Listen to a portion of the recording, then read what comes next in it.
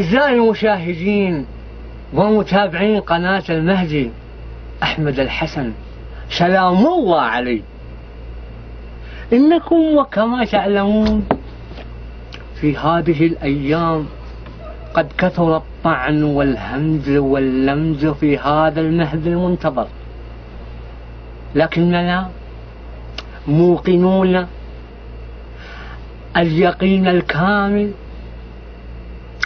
بأننا نحن أتباعه وأنصاره، ولا يستقيم كثير من الناس مع هذه الفئة إلا المتقون فقط.